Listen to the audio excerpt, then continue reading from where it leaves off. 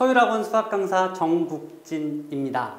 자, 겨울방학이 다가오고 있습니다. 우리 가장 중요한 예비고1 학생들에게 또는 학부모님들에게 드리고 싶은 말씀이 있어서 이 자리에 섰습니다.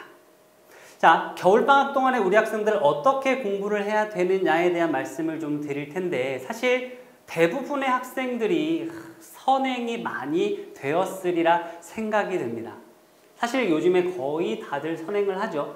많은 학생들은 고등학교 전 과정을 끝낸 학생들도 있고, 아니면 기본적으로 고1 과정 정도까지는 한 번 내지는 두 번, 많은 학생들은 세 번까지도 이렇게 공부를 합니다.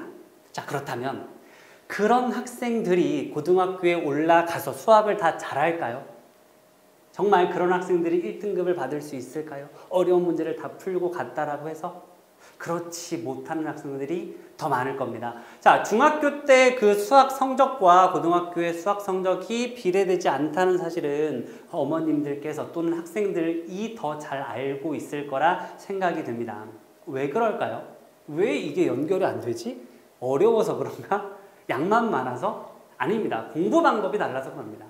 중학교 때는 단순하게 문제만 열심히 풀고 벼락치기를 해도 90점 이상씩은 나왔었는데, 고등학교 때는 그렇게 하지를 못한다는 거죠. 벼락치기 절대 안 됩니다. 문제집 한두 권 어림도 없습니다. 자, 어떤 식으로 공부를 해야 되냐면, 개념부터 차근차근 열심히 공부하고, 가장 중요한 건 무엇이냐? 복습입니다. 복습. 우리 중학교 때는 상상도 하지 않았던, 숙제만으로 복습이 완벽히 됐을 거라 믿었던 그 이야기가 숙제뿐만 아니라 개념 정리를 다시 한번 해가면서 공부를 하는 그런 복습을 말하는 겁니다. 이걸 잘해야지만 고등학교 때에서도 수학 성적이 올라갈 수 있다는 거죠.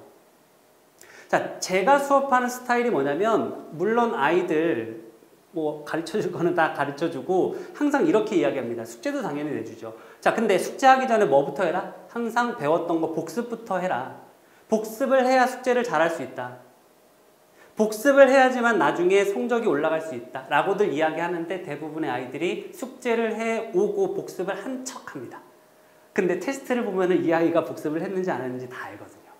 그만큼 선생님의 입장에서 봤을 때는 너무나도 복습을 했는지 안 했는지가 잘 보이는 부분이 뭐냐면, 아이들이 이거를 확실히 알고 문제를 풀었냐 모르고 문제를 풀었냐가 나타나기 때문에 복습이 꼭 중요하다는 말씀을 드리고 싶고, 예비고1 학생들은 진짜 이번 겨울방학 키워드를 수학의 복습이라고 생각을 하고 공부를 했으면 좋겠습니다. 그러면 어떻게 공부를 하냐는 진짜 해결이 되는 것 같습니다.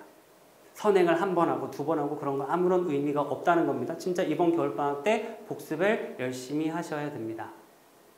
자, 그러면 어떤 수학 과목을 좀 공부를 해야 되는지를 좀 말씀드리고 싶은데, 사실 욕심을 부려서 많은 공부를 하는 학생들도 있습니다. 예를 들어서 재종반 윈터스쿨 같은 경우를 좀 예를 들어 볼게요. 제가 그거를 좀 많이 참여를 했었는데, 재종반 같은 경우에는 사실 많은 내용을 가르칩니다. 한 반에 30-40명 되는 학생들이 몇 반이 있고, 그런 학생들을 대상으로 수학상, 수학하, 수학1, 수학2 이렇게 기본적으로 4개를 수업을 하거든요.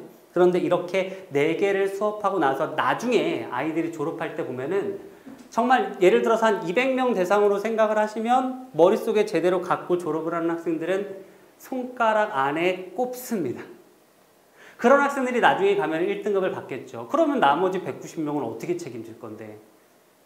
관리가 안 되는 거거든요. 관리가. 너무 많은 양만 그냥 수업하고 그냥 너네 나가 이렇게 해버리면 아이들이 관리도 안 되고, 190명은 아무것도 그냥 모른 채 돈만 버린 거죠. 어떻게 보면은 그 긴 세월 동안에. 수학이 복습도 중요하고요. 관리도 중요합니다. 저는 어떤 식으로 관리를 하냐면, 아이들이 숙제는 당연히 해와야 된다라고는 하지만 안 하는 학생들이 많죠. 그런 안 하는 학생들에 대한 테스트를 보면 또 테스트도 엉망이죠. 그런 게 반복이 되면 악순환이 되고, 어떤 학생들은 또 이렇게 얘기합니다. 숙제를 안 해와서 학원 오기가 싫었어요. 최악이죠. 그런 마인드는 절대 안 됩니다. 숙제를 안 해오더라도 와서 선생님 죄송합니다. 숙제를 못했습니다. 다음에 열심히 하겠습니다. 라는 마음을 갖고 공부를 해야 됩니다. 어쨌든 숙제를 안 해오거나 또는 수업에 결성한 학생들은 숙제를 안 해온다라고 하면 나중에 따로 불러서 공부를 시켜야 되고, 수업에 참여를 못했다라고 한다면 피치 못할 사정으로, 그러면 영상이 있습니다. 수업을 하는 걸 촬영을 해서 그 영상을 학생들한테 제공을 해주면 되는 겁니다. 그런 식으로 학생들을 잘 관리하고 있고요. 어쨌든 많은 내용을 공부해서는 안 된다라는 말씀을 좀 드리고 싶습니다. 포커스를 맞춰서 공부를 해야 되죠. 그러면 어떤 식으로 좀 공부를 했으면 좋겠냐라는 거를 제가 겨울방학 때 준비한 거를 좀 말씀을 드리고 싶습니다. 겨울방학 커리큘럼입니다. 자, 우리 수학 하, 수학 상, 수학 원 이렇게 좀 자세하게 보시면 나와 있습니다. 뭐 시수도 있고요. 시간도 있고요. 자, 긴 겨울방학 동안에 다시 한번 말씀드리지만 너무 많은 거 하려고 하지 말고 우리 요 정도만 딱 임팩트 있게, 그리고 처음에 말씀드렸듯이 복습 열심히 해가면서 개념 다져가면서 그렇게 공부를 하셔야 됩니다.